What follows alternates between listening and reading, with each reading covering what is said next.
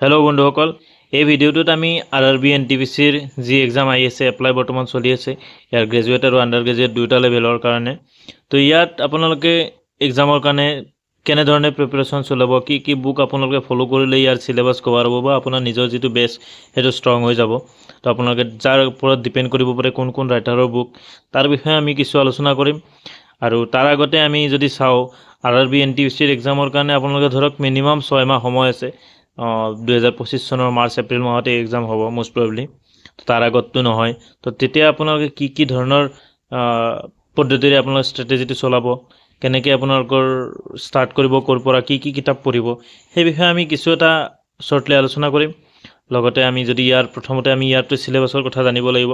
আমিতো আগতেই অলৰেডি এই এক্সামৰ চিলেবাছ বিষয়ে কথা পাতিছোঁ, ভিডিঅ' বনাইছোঁ।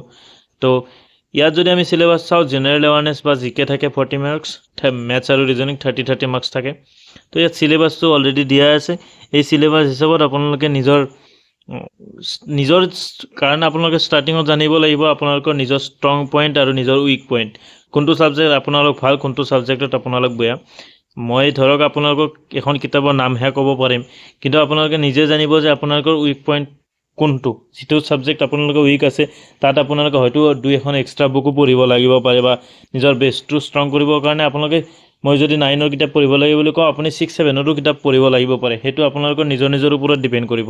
আৰু যদিহে ধৰক আপোনালোকে কোনোবা এটা ছাবজেক্টত ষ্ট্ৰং, তেতিয়া আপোনালোকে সেই কিতাপ হয়তো নপঢ়াকৈও আপোনাৰ হৈ যাব পাৰে, কিজানি আগৰে পৰাই আপোনালোকৰ এইটো ডেভেলপ আছে। তো সেইখিনি আপোনালোকৰ ওপৰত ডিপেণ্ড কৰিব। তো চাওঁ আমি এই ভিডিঅ'টোত।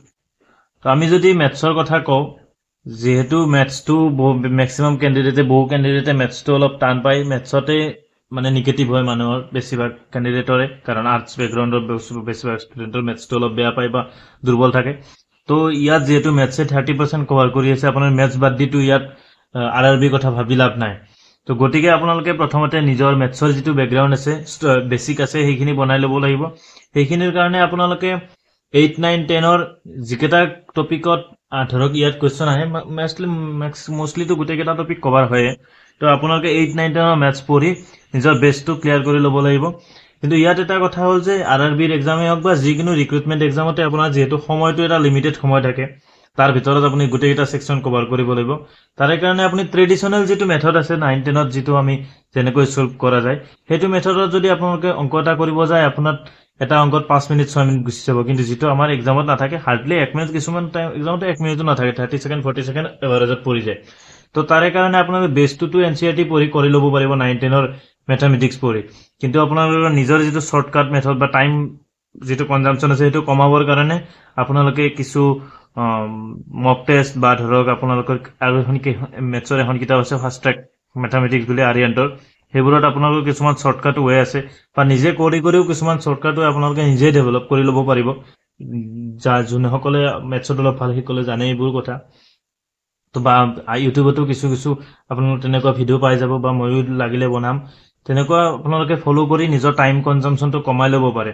তাৰে পিছত যেতিয়া আপোনাৰ বেছটো ক্লিয়াৰ হৈ যাব, যিহেতু আপোনাৰ এক্সাম অৰিয়েণ্টেড পঢ়িবৰ কাৰণে আপুনি সেই কিতাপখন পঢ়িলে আপোনাৰ এক্সাম অৰিয়েণ্টেড প্ৰিপেৰেশ্যনটো নহ'ব। তাৰে কাৰণে আপুনি মেথছৰ এখন ষ্টেণ্ডাৰ্ড বুক ল'ব লাগিব। তাৰ কাৰণে এখন খুব ভাল কিতাপ, RS আগৰৱালৰ কোৱান্টিটিভ এপ্টিটিউড। এইখনত আপোনাৰ টপিক ৱাইজ খুব ভাল কুৱেশ্যন দিয়া আছে, যিবোৰ এক্সামত আহে। এইখন আপোনালোকে ফ'ল' কৰিব পাৰে। ইয়াত আপোনাৰ প্ৰিভিয়াছ ইয়াৰৰ কুৱেশ্যন আছে, এক্সাৰচাইজত বহুত কুৱেশ্যন। ইয়াত যিবোৰ কুৱেশ্যন দিয়া আছে 100-150 পাৰ টপিকত দিয়া আছে মিনিমাম। তো সেইবোৰ যদি আপুনি কুৱেশ্যন গোটেই কৰে, বেলেগ কিতাপ এখন চোৱাৰ কোনো প্ৰয়োজন নাই বুলিয়ে মই ভাবোঁ। তথাপি আপোনালোকে প্ৰিভিয়াছ ইয়াৰ যিটো কুৱেশ্যন থাকে, তাৰ পৰা প্ৰিভিয়াছ ইয়াৰ্ছৰ মেথছৰ কুৱেশ্যনখিনি যদি কৰে, লগতে আপোনাৰ ধৰক মক টেষ্ট, যিকোনো আজিকালি বহুত অনলাইন প্লেটফৰ্ম আছে তেনেকুৱা ধৰণৰ টেক্সট বুক বা কিবাকিবি, সেইবোৰত আপুনি মক টেষ্ট দিলেও আপোনালোকৰ কুৱেশ্যন আহি যাব। কিন্তু আপুনি বেছটো ক্লিয়াৰ কৰিব লাগিব। এইবোৰ কিতাপ যিকোনো এটা বুক ফ'ল' কৰিলেই হ'ল। আপোনাৰ এনেকুৱা নহয় যে 4-5খন বুক ফ'ল' কৰিব লাগিব। এইখন বা ফাষ্ট ট্ৰেক যিখন মেথামেটিক্স থাকে, আৰু বহুত ৰাইটাৰৰ আছে, কিন্তু এইখন এখন ষ্টেণ্ডাৰ্ড বুক হয়। এইখন আপোনালোকে মেথছৰ কাৰণে ফ'ল' কৰিব পাৰে। নেক্সট আপোনাৰ ৰিজনিংটো এটা নেক্সট আপোনাৰ ৰিজনিঙৰ কাৰণে, যিহেতু ৰিজনিঙৰো 30 মাৰ্কছ থাকে, ৰিজনিঙো ভাল কভাৰ কৰে। তো ইয়াত এখন কিতাপ আছে RS আগৰৱালৰ, modern approach to verbal and non verbal reasoning. ইয়াতে আপোনাৰ টপিক ৱাইজ বহুত কুৱেশ্যন দিয়া আছে, এইখনো আপোনালোকে ফ'ল' কৰিব পাৰে। এইখন যদি ফলো কৰে আৰু ৰিজনিঙৰ কাৰণে আপুনি বেলেগ চাব নালাগে এইখন যদি আপোনাৰ 100% নকৰি 80% যদি এইখন কিতাপৰ পৰা কুৱেশ্যন আপুনি চেক কৰি চাই 50% চালেও আপোনাৰ বেছ অলমোষ্ট ক্লিয়াৰ হৈ যাব ইয়াত টপিক ৱাইজ খুব ভালকৈ দিয়া আছে আপোনাৰ গোটেইবোৰ টপিক ৰিজনিঙৰ মোষ্ট প্ৰবেবল যিমান টপিক আছে আপোনাৰ গোটেইবোৰ টপিক ইয়াত কভাৰ কৰা আছে খুব মানে কুৱেশ্যনো বহুতকৈ দিয়া আছে সলভ কৰিও দিয়া আছে ইয়াত আপোনালোকে চাব পাৰে চাই আপোনালোকৰ ধৰক ভাৰ্বেল নন ভাৰ্বেল দুটা আছে ইয়াত প্লাছ পইণ্ট এইটো তো এইখন ফলো কৰিলে আপুনি আকৌ ৰিজনিঙৰ কাৰণে বেলেগ কিতাপ চোৱাৰ কোনো প্ৰয়োজন নাই এইখন দাম বেছি নহয় এইখন আপোনালোকে ল'ব পাৰে কিবা 450 মান আছিল মোষ্ট প্ৰবেবলি এইখনৰ কিতাপৰ দাম 825 যদি লিখা আছে 825 লিখা আছে কিন্তু আপোনালোকে ফ্লিপকাৰ্ট বা এমাজনত আপোনালোকে 650 700 এনেকুৱা দামত এইখন পাই যায় তো এইখন আপোনালোকে ফলো কৰিব পাৰে ৰিজনিঙৰ কাৰণে যেহেতু কিন্তু আপোনালোকে ধৰক এনেকুৱা বুক ফলো নকৰিব কোনো কাৰণত যে যিবোৰ আপোনালোকে মেইনলি মাৰ্কেটত বৰ্তমান ওলাব আৰআৰবি গাইডলাইন বুলি আৰআৰবি বুক তাতে তিনিটা পোৰ্চনৰ এখন কিতাপতে থাকিব সেইখন কিতাপ আপুনি ফলো কৰি সেইটো জাষ্ট মাৰ্কেটত বিক্ৰীৰ কাৰণেহে আপোনাক দেখিবৰ কাৰণেহে ভাল সেই কিতাপ আপুনি পঢ়ি অকল ফুললি সেইখনৰ ওপৰত ডিপেণ্ড কৰি আপোনালোকে কোনো এক্সাম ক্ৰেক কৰিব নোৱাৰে কাৰণ তাত খুব কম কভাৰ কৰা হয় এখন কিতাপতে তিনিটা পোৰ্চন কভাৰ কৰিলেতো গোটেই কভাৰ কৰা সম্ভৱ নহ'ব তো এনেকুৱা আপুনি ছেপাৰেট বুক ফলো কৰিলে আপোনাৰ বেছ ক্লিয়াৰ হৈ যাব তো এখন বুক আপোনালোকে ৰিজনিঙৰ কাৰণে খুব ভাল বুক হয় ষ্টেণ্ডাৰ্ড এখন আপোনালোকে ফলো কৰিব পাৰে আমি আগতে যি দুটা ছাবজেক্টৰ কথা পাতিলো মেথছ আৰু ৰিজনিং এই দুটাত আপোনাৰ এটা প্লাছ পইণ্ট হয় যে ইয়াৰ যিটো চিলেবাছ সেইটো এটা লিমিটেড হয় কিন্তু আমি নেক্সট যিটো কথা পাতিব গৈ আছোঁ জেনেৰেল এৱাৰনেছ জিকে বুলি যাক কওঁ আমি ইয়াৰ চিলেবাছটো ভাষ্ট হয় আপুনি কোনো কাৰণত শেষ কৰিব নোৱাৰে কি পঢ়িম তো তথাপি আপোনালোকে ইয়াৰ কথা যদি চাওঁ বেষ্ট সবতকৈ বেষ্ট হ'ল আপোনালোকৰ NCERT 8, 9, 10ৰ NCERT আপোনালোকে পঢ়ক 9, 10ৰ যিখিনি চিলেবাছ থাকে কোৰ্চৰ তাৰ NCERT কিতাপ পঢ়ক